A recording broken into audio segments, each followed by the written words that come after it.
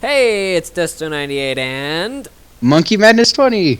we are going to be doing a little podcast today. These are not going to be a constant thing. We're just doing this because we feel like it. And it's fun. And this is on the new channel, and this channel is basically, it's just kind of a separate little thing. It's where we're going to be uploading videos we wouldn't ordinarily upload on our main channels, and the way you'll be able to tell whose video is whose is because we're going to put our normal usernames at the end of each video in parentheses. Yes. So, and for those of you who just stumbled across this channel some other way, I'm Desto98, he's Monkey Madness 20. Hi. And, yeah, so this is, and on this podcast, we're pretty much going to talk about whatever we feel like, which will mostly be video game stuff, but it can diverge to other things too. But today, we actually kind of have a little bit of a plan for what we're going to do. And we're going to go, since 2015 was long and now it's over, and we're in January as of recording this, we're about in the middle of January, we kind of wanted to compile the games that we played last year. They didn't have to come out last year, but we played them last year, and we've made our own little, we've compiled our top 5, and we're going to tell them to you today. Hope you all enjoy. Yeah, so, do you want to start? Sure. Okay. In place number 5 on my list, I have an older game that came out in 2013, but I got it this year, and I haven't been enjoying it quite a bit. It's a game called Dynasty Warriors 8, and this game, it's fun, but I didn't have as much fun playing it by myself than I did with a friend. Because in multiplayer, you can just take on both sides of this map, this huge map, and just take on hundreds of enemies and combine your powers. It is such a great game for you and your friend. Yeah, I haven't played that one, but I played the Hyrule Warriors on the Wii U, which is, it's Dynasty Warriors. It's a collaboration between Zelda and Dynasty Warriors. So yeah, I've been actually wanting to try that quite a bit. Yeah, I know in general basically what the game is, and yeah, I had a lot of fun with that one too. Yeah. So now we'll move on to my number 5, and I want to go ahead and throw this out there. I'm gonna talk a lot more than you do. Yeah, you're more. I have so much to say when it comes to this stuff. But yeah, so my number 5 game is also on the Wii U. I got it in the middle of December, so that's why that happened. So this is actually a late entry. But my number 5 is Splatoon, and it's definitely the garage just went off. Oh well.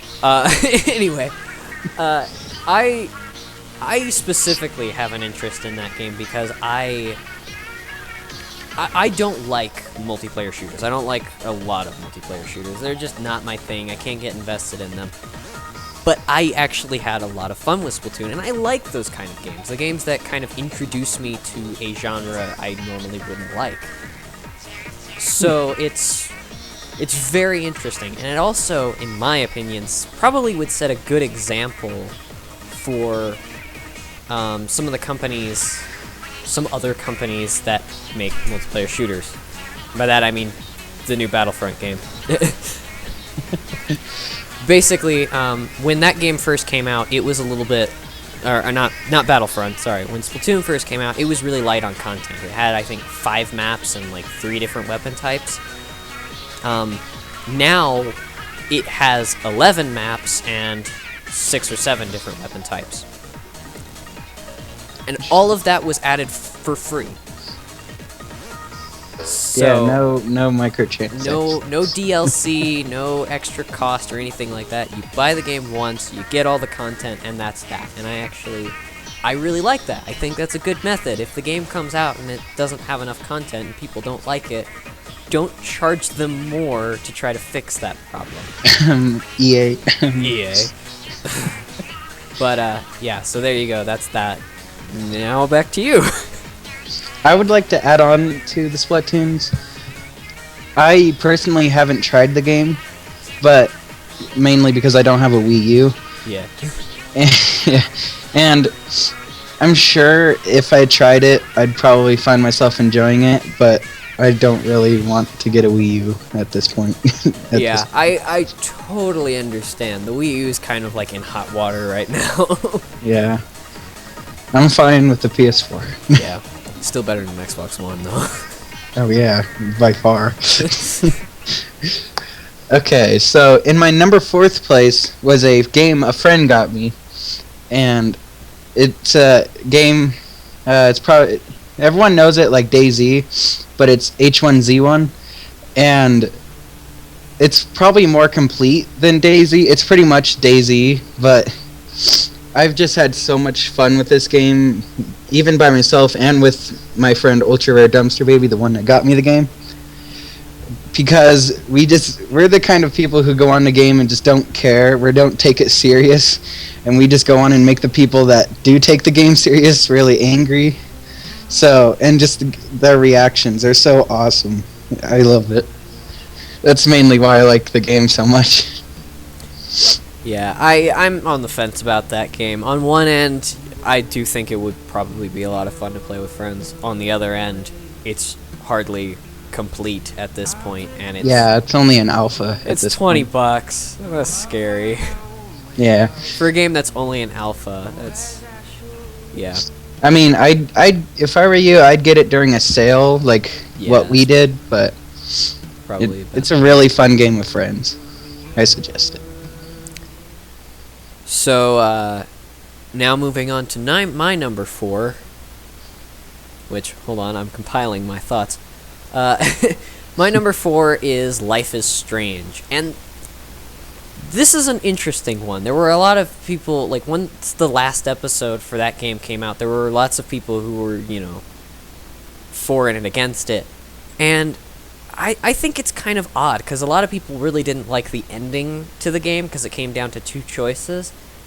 It seems weird to me that people tend to judge these story-driven games by just the number of choices you can make. To me, it should be about the adventure. It's about the journey, the destination. Yeah. So, I personally didn't actually have too many big problems with that ending only leading to 2 choices.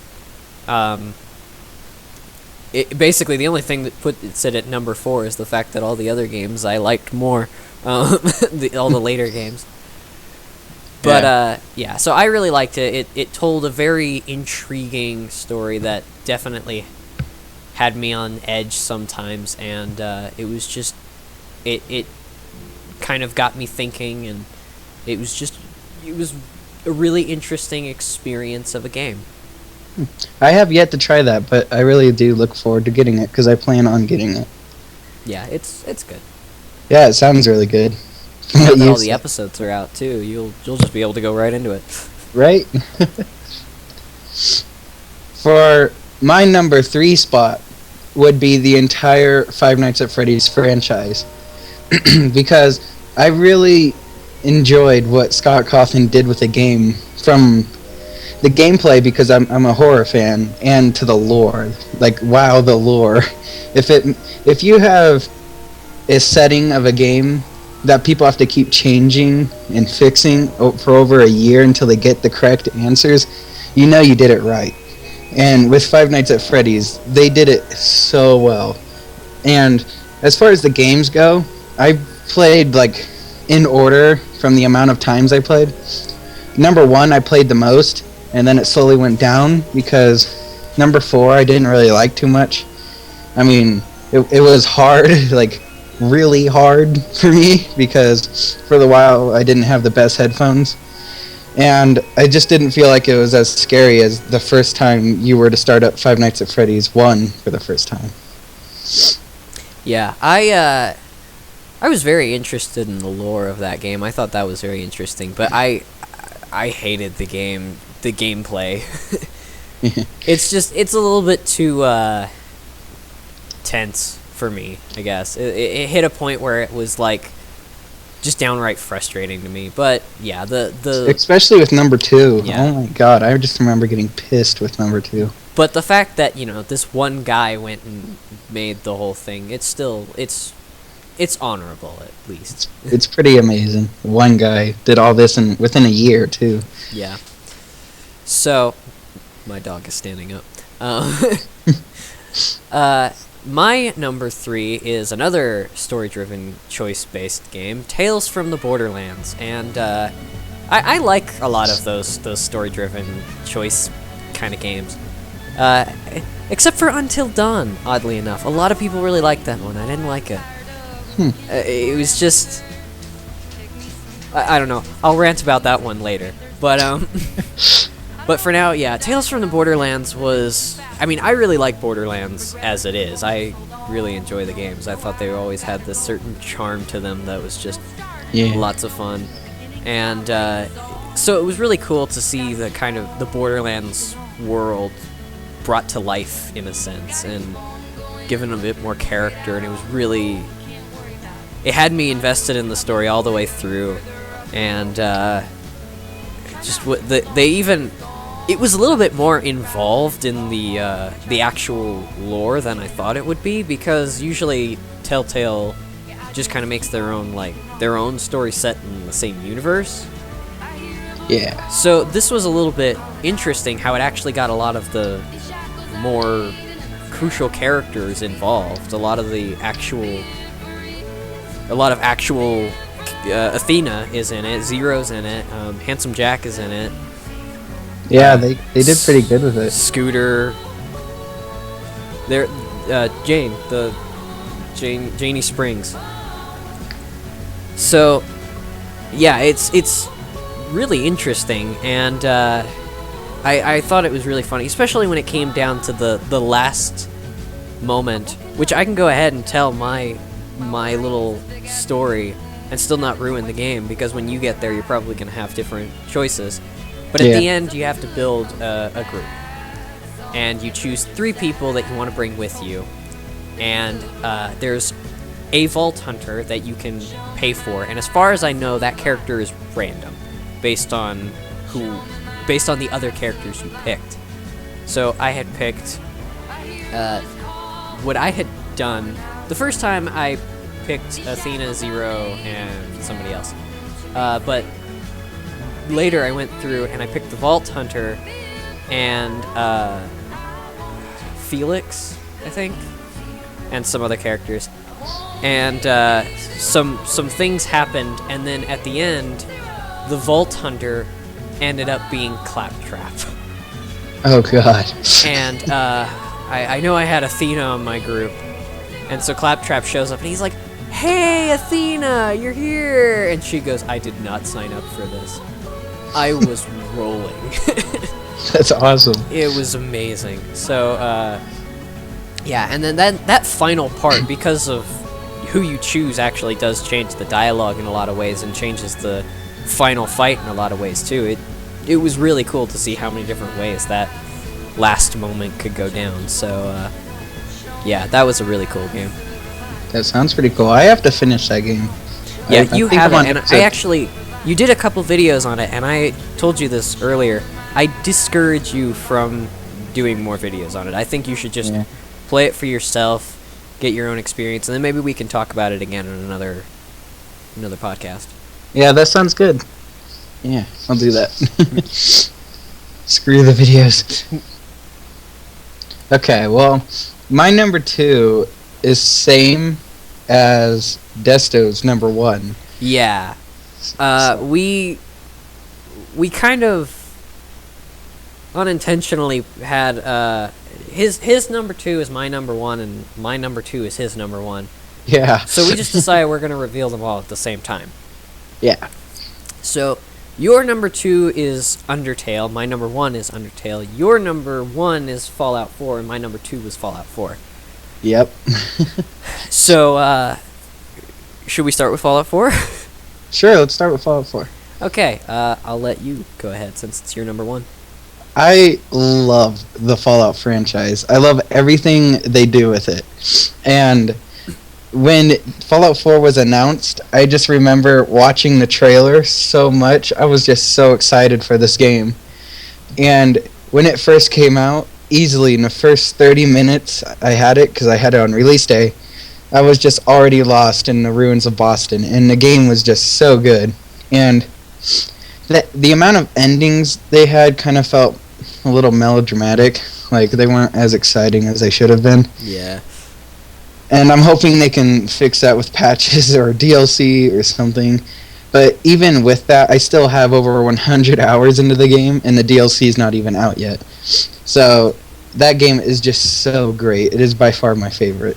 If I remember this correctly, my game finished downloading like just a little bit before yours, and I could almost feel you just like slowly fading away. Yeah, I was like, come on, because I started the download before him, and mine said like 200, what was it, 200 hours or something? Oh yeah, and I'm just sitting there, I'm like, what the hell?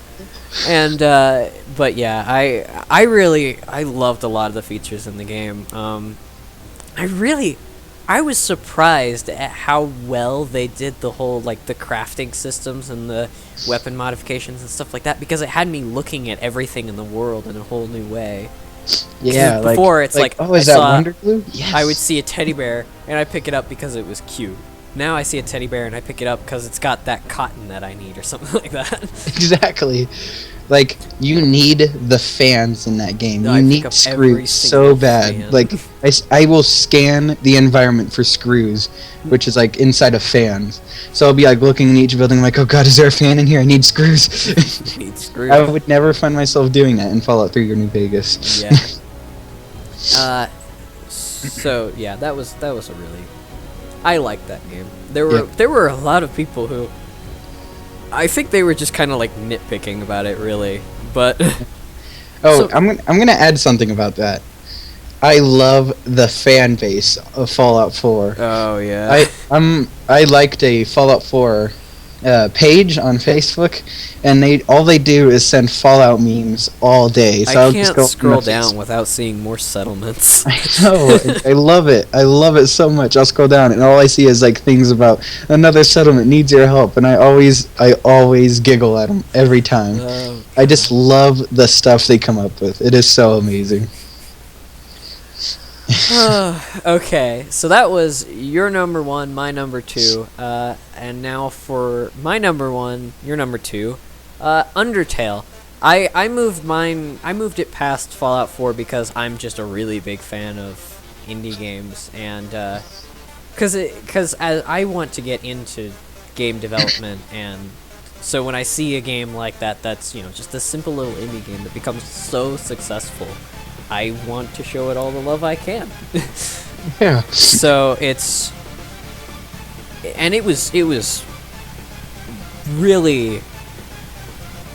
was a really interesting game. I spent $10 on it, and I actually got it just because I wanted to have something for me to do while I was waiting for Fallout 4 to come out, and I ended up absolutely loving it. Yeah, I remember you telling me about this game while I was playing, I think it was Contagion or something. Yeah. And I'm sitting there, and then you're like, dude, I'm fighting a dog or something. And I'm like, wait, what? I was fighting a dog. I was fighting the guard dog for the first time, I think. Yeah, and I'm like, what are you talking about? So I'm like playing along with it. I'm like, oh, that's cool. And at the time, I had no idea what Undertale was or was about. I didn't watch any videos on it until my friend got me the game, and I started it up, and I'm like, okay, I can get used to this. I really like the fighting mechanic. It is really nice. Yeah, it's really well done. I love the bullet hell aspect to it. Yeah, and I got really agile with the arrow keys now. Yeah, and we've both gone through the genocide run, and we both fought Sans, and oh my god, I think that took like a couple years off of my life. There were so many times where I'd just like have conversations with myself in my head. I'm like, I'm done. I can't do this anymore. This is too hard. And then I'd do it again. I'd fail. And I'm like, why did I try again? Why? I hit a point where I was just like, okay, I have defeated Deathclaws. I have fought dragons. I have fought eaters of worlds. I'm not gonna let this lazy ass skeleton beat me. Why can't I defeat this fat skeleton? Yeah. There was a point where I was like, okay, Nick, what do? I invited you to a Steam watching session. I'm like, what am I doing wrong? What am I doing wrong? And I I pretty much just told you, no, you're doing it right. You'll just slowly get better. Yeah, you pointed out, like, hey, go get the instant noodles. I'm like, what? Noodles, what? The instant noodles. And those instant noodles, they saved my They're life. lifesavers, I know. There were so many times where I'm like, I'm dead. I'm like, instant noodles, yes. And then I love how, like, I get through that and I feel, like, so triumphant, and then I move forward and the game immediately makes you feel bad for it all. Right? I mean, I just got done. I love this game. Fallout 4 topped it just by a little bit. I love Undertale. I mean, I beat Pacifist, Genocide, and the Neutral Run. If a game makes you go back 3 times to get the full story, it is a great game. And you still enjoy it. And I still enjoy it. I might even go back again. I might. I don't know yet. Yeah, I kind of want to go through and just, like, find a bunch of Easter eggs or anything that I can look at. Yeah. My favorite character in the game is Muffet, because, like, I love the song, mainly. Yeah. So, the Genocide Run, it makes you feel so bad about little spider everything. goes and grabs the rose. I know, and I'm like, oh no, what am I That's terrible. I didn't know if I wanted to continue Genocide after that. I was like, this is so bad. I actually went through the whole game, but I did the Genocide Run incorrectly. Oh, really? So I had to go through it all again later. And then you feel even more bad. I felt worse. I mean, my second favorite character in the game is probably Toriel, because that character cares for you so much, and Genocide Run is just like a slap to the face. It's like, you're a dirtbag now. My favorite character is the annoying dog, because he barked at his computer and programmed an entire game. Oh, yeah. I thought that dog was very annoying, along with Temmie, to be honest. I hate Temmie. I sometimes I would not go over there because of his song. I hated the Temmie song. Oh, I would sell everything over there. As far as I could tell, that was the only place. Sometimes I'd have to. It is the only place you can sell things. Sometimes you just have to go over there, and I'm like, ugh. Turn down the music, hurry. Like the very first time I actually went over there, I sold him a stick, and he was just like, "Whoa!" Yeah. I love all the secret things you can do in that game. Like if you all the little secrets, yeah. There's a part in the tutorial section where you have to click all these switches, and if you just keep clicking the switch, like to release like a little spike trap, after a while it'll say you're making the switches very uncomfortable. And I'm like, oh, what? That's awesome, because I was just messing around with the game. And if you keep the stick item, every dog you can encounter in the game, if you throw the stick, you can automatically spare them. Yeah. They're just like, yes, a stick. There are some characters that you don't even need. They're not dog characters, but if you throw the stick, they just like go and get it out of urge or something like that. I did the pacifist run first, but there's a couple times where I wanted to break the pacifist run because I hated the character so much. No. Especially like in the Hotlands, you can encounter, I don't know how to say its name, but it's like Sunderplane or... Oh, to Sunderplane, yeah. Yeah, and I hated the dialogue with it. Like, you have to flirt with it and all that, and I'm like, no, I'm sick of this stupid plane. I've come across you like 9 times. I was actually shocked when I went back around and I killed him, and he just goes, I know! No. When I went and did the genocide run, and I went and killed him, and he just explodes, I'm like, whoa! Okay. What? Now I feel bad. Now I feel bad. Like, that game toys with your emotions so much. And not only that, but it talks to you, the player. Like, yeah, it is a total mind rape. It breaks the fourth wall on so many times. Like, especially Sans. He will count how many times you die. Yeah, like, it's horrible. I think I was talking to my mom about this, and I said, I got to that part, and I said, it broke the fourth wall so many times, it might as well have just been a fourth archway.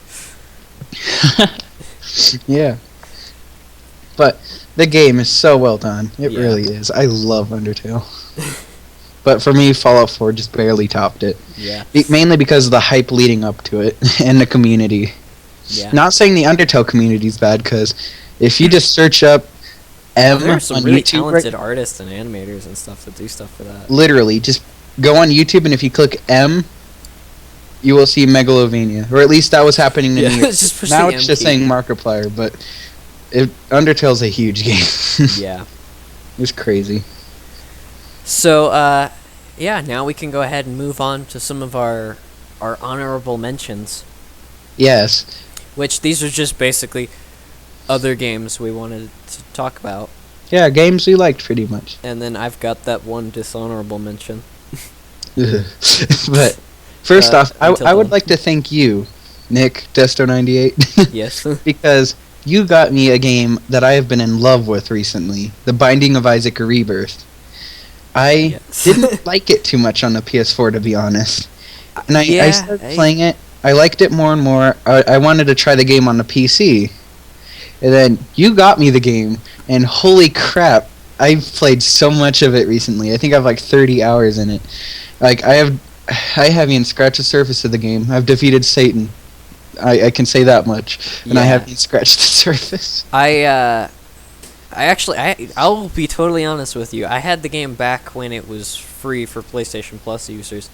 Yeah. I still haven't beaten Satan. I've beat Isaac like 5 or 6 times, and I've beaten Mom's Heart several times, but I've never actually fought Satan. No, I haven't fought in Mega Satan, but I fought in Satan. I haven't fought even regular Satan. Really? Yeah. You can, if Every you beat single Mom's time. Heart, the devil door opens. Well, when you get to the end, you either get the devil door or the heaven door. I haven't seen the heaven door yet. I just get the heaven door is where you go and fight Isaac. Ah, interesting. And he's hard. Yeah, is he? I imagine. I usually, if I make it to the end of that game, it's out of luck. But yeah, right. Like Brimstone. Get Brimstone and you get far. I actually like. There's the character Azazel, and like there's two sides to that character. It's like, one, you have Brimstone, which is really nice, a shorter version, and you have flight, but you have absolutely no range, and spiders will be the death of me. I can't tell you how many times I've gotten far. I just defeated Mom, and then got killed by a little spider. And I'm because they're so unpredictable, and you have to get so close to them. Yeah, and I feel like such a noob every time I die by a spider. Like, I start a game, and I'll be talking to you, and I'll get far, and I'm like, well, crap. And you're like, what? I just died by a spider. Was it a big spider? Nope, the littlest kind. Yeah, that's right. I think I asked you, big, medium, or small? And then you said small. And oh, how many? You said one. One little spider. And I had like 3 hearts, and it just whooped me down. And then I immediately knew you were playing as that character, too. Yeah, you're like, were you Azazel? Oh, I see what's going on here. You're like, are you Azazel? And I'm like, yeah.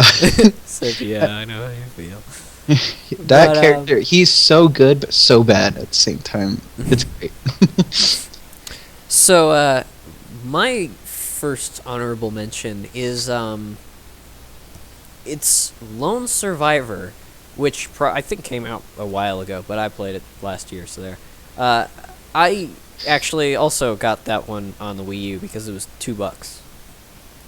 What a deal! And I was shocked because I'm not a very big fan of horror games, but it wasn't like a jump scare kind of horror game, and that's mostly what it comes down to when it comes to horror games. I don't like jump scares. Yeah. But like FNAF. That's what turned you away from FNAF. Yeah. But I absolutely adore horror games that build up the atmosphere. Yeah. And it does that. It does it really well. It's kind of like claustrophobic, the whole game, because you're like in this apartment and you're restricted to one floor for quite a while. And I need to actually hop back on and try to make it further in that game, but I haven't played it that far. But yeah, it was actually it had this interesting feel of being trapped in a building and being the only one alive. It does a really good job, and I love the art style too. It's pixelated art style, but all the pixels have like their own texture to them. Yeah. So it's like an artificial pixelated texture. It's really interesting. I'll try that if I ever get a Wii U. Well, it's on PC too. Oh, it is? Yeah. Oh, that sounds good. I might actually get that. I just got it on the Wii U because it was $2. Cool. I'll probably wait for like a Steam sale because Steam loves raining sales down on everybody. I think it's normally like $10, so if it goes on sale, it'll be. Yeah, I'll definitely get that. That sounds fun. I'm into the horror genre, so. Yeah. I'm gonna just say my last two honorable mentions now because I kind of have the same feels about it, the same thoughts. Those would be Payday 2 and Contagion, mainly because these aren't games I'd play on my own, mainly because they're so repetitive. Both of these games are so repetitive. Oh, yeah. But when you play with a friend, these games just automatically, I don't know what it is, it just seems so fun, because I cannot tell you how many times me and Nick will just want to talk about something. Hey, you want to go shoot cops on Payday 2 while we talk? Yeah, that's... Like, we'll just load up a random heist, we'll just shoot cops, and then after we know, we just got done, like, with a whole hour conversation. Yeah, that's our get-together game. Yeah. And same with, like, I just have so many friends that play with me on that. And same with Contagion. If we're sick of Payday, we'll go and shoot zombies in the head while we talk. Like, these are just, they're fun games to play with friends, but not so fun to play by yourself with. Yeah. Yeah. And, I don't remember what my two honorable mentions were. Oh yeah, I remember one of them. Okay, this one kind of requires a little bit of backstory. Okay. When I was 7, I got a GameCube that had, I think, Mario Party 7 on it, and that was it. And I don't consider Mario Party 7 to be my first game, because it wasn't really the first game I got into. Yeah. Shortly after that... That game is hard, by the way. Yeah. Shortly after that, I got Zelda Wind Waker, which was my first Zelda game, and what I consider to be the first game I ever played, because it's the first game that I really, really liked as a kid. And so very recently, since I got the Wii U, I also got the HD remake of that game, and I feel like that's worth mentioning since it's a recreation of basically my favorite game of all time. And might I add, I believe, I may be wrong, but I remember that being one of the first topics that me and you actually made us become friends, because I remember I met you through a friend, and I asked you a couple questions, and then I think either you or I asked, hey, have you ever played Wind Waker? Yeah. And then, right then, we're like, yes, that game is amazing. Yeah. And I love the openness to it. They're very, okay. I really like massive scale in, like, game worlds and game environments and stuff like that. So when I keep seeing these new games that keep making their environments bigger and bigger and bigger, it's really cool. One that I actually saw recently was Rodina, and that game was absolutely amazing. That's a game I want to try. That game was a spectacle. If I played it, that would easily beat number 5, Dynasty Warriors, but I sadly haven't gotten a chance to try it yet. I started reading a lot of the like encrypted files and stuff that you go and find, and it actually tells a really interesting little story. So neat. Yeah, I mean, there's not a whole lot of content in that game yet, but at the same time, I really liked it just because I went and flew past the sun in a holographic chamber, and it was beautiful. That is awesome. I mainly want to try it because I'm a big fan of space. I really like space, everything that is space, just space. Space. Oh, and I don't know why this is just popping in my head now. I want to also add Payday 2 to my dishonorable mentions for its recent DLC that's coming out. The Goat Simulator one. The Goat Simulator DLC. That is just so gross. Why would you do that? Yeah. We felt like we had to put the game in the honorable mentions because we play it a lot, but... Yeah. Because it's my most played game on Steam. So. Yeah, I have gone off on that game a numerous amount of times for its... You really have. Stupid amounts of DLC. Yeah. But, yeah, so now for my dishonorable mention. Okay, I'm ready to hear. Until Dawn. I don't get what so many people like. Okay, a lot of people. Here's the big thing that everybody thinks makes it so amazing is that your choices have this massive impact on the story because it can lead to the life or death of certain characters. And the way I see it is that means that there's 15 different endings to the game. 14 of them might as well just be a game over screen, and then this one's just the you win screen. Right. So in a roundabout kind of way, I feel almost more restricted in my choices because I feel like I have to make these specific choices to get the ending I want. Yeah. In a way, a lot of people liked that game because now all of a sudden you have all these choices that make these big differences, but I feel like I have less choices now. Yeah. I personally haven't tried the game, and I don't really want to because it sounds like every other game with choices in it. That doesn't really matter to me. Yeah, it's just so... And some of the choices that you have to determine... Because, I might as well go ahead and say that the choices are right and wrong. They're not just, a choice of what you think is right. It's a right and wrong choice. Exactly. And that's something I think that's kind of a broken system, because especially since the game keeps going if you make the wrong choice. So if you do make the wrong choice, you have to restart the whole game again. Yeah. And especially when you already know the things that are about to happen, playing through the game again is just so exhausting. Yeah. Unlike games like Undertale, which keep you guessing no matter how many times you played it. Yeah, I mean, I mentioned this in the Let's Play series that I haven't finished editing or uploaded yet. Ooh, sneak peek. Oh, sneak peek. But I mentioned that near the beginning. At the time of recording it, I had to have played it 3 times before that because the recording screwed up twice. Oh. And I was not going to let that game go unrecorded, so I did it again. And both of the times that I played it before, something happened that didn't happen the time before. Yeah, huh. So it was like every single time I went and played it, something new would happen. Even if it was just like one line of dialogue, it was something different. Yeah, something different happens every time. And it's really cool, because if you'll get a piece of dialogue and you'll save and quit or whatever, and you'll come back and re-talk to that person, they'll be like, you have the expression as if you've heard me before. Or something. It's like, whoa, man. That's deep.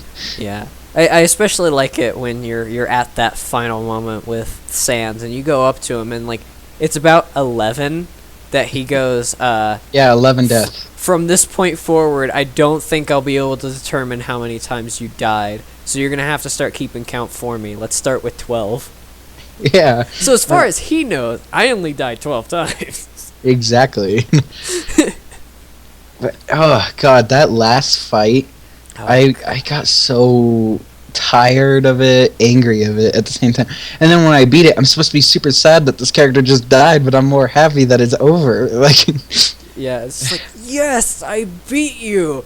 You are defeated. And then he goes off and is like, I'm going to Grillby's. And I'm like, oh. Well, okay, have fun. And then he goes, Papyrus, do you want anything? Oh. Yeah, I'm like, yeah. I will be honest, I was thinking he was going to say something like after he goes, Papyrus, do you want anything?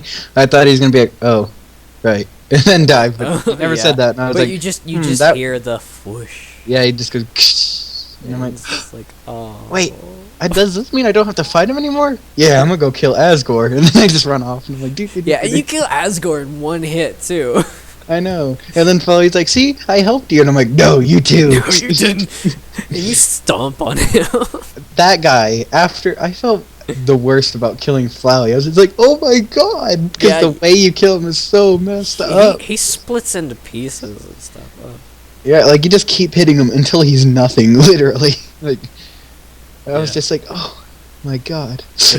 Back to Until Dawn. I hate you, but so bad for some reason. Yeah, one of the examples. Oh, right.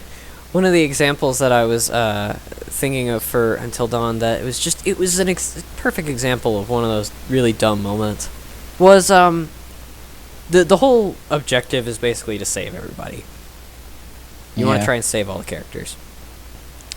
That's how you get the only good ending. Yeah.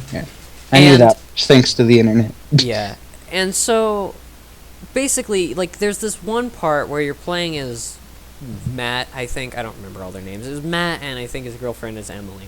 And they're both hanging on the side of this thing. Emily's about to fall off. And I've seen if you try to save her, Matt dies. Because that makes sense, right? Yeah. And he doesn't even, like, no matter if you don't save her, she still lives. So no matter which one you pick, she lives. But if you actually try to be helpful, he dies. And what doesn't make any sense is, like, okay, if the whole tower fell over and then he died, then it would at least make sense, because I understood that that was a thing that was happening. The tower was falling over, and I was trying to save her before saving myself. That I understand. But no, the way he dies is he jumps across, and then some dude comes over and kills him.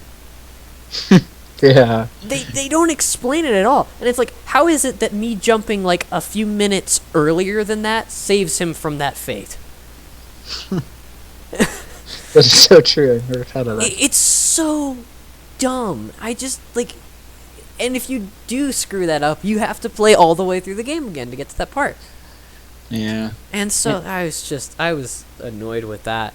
And then the other thing is, this is a really weird design choice, but every now and then it'll give you like these target moments where it's like, oh, you have a limited amount of time to hit this object. But sometimes the best choice is to not hit that object. But they don't present it as a choice. They present it as a QuickTime event. So it kind of like, it goes against everything I know about video games. It's like I see this thing that's going down, and it, you know, the right choice is to let it go down, but in my brain that's just wrong. Yeah, I wish that they had actually presented it as a choice, like, you know, it shows up and says, you know, do you want to, you know, the dog shows up and it's going to attack you. Are you going to fight back, or are you going to try to leave it alone? That wouldn't have ruined the experience at all. I don't see why they couldn't have just done that. Right? And then just put it on a timer. In a sense that makes sense. So, yeah, there was just so many little weird design choices that I didn't like about that. Oh, you back? Screw you, Skype. Oh, there you are.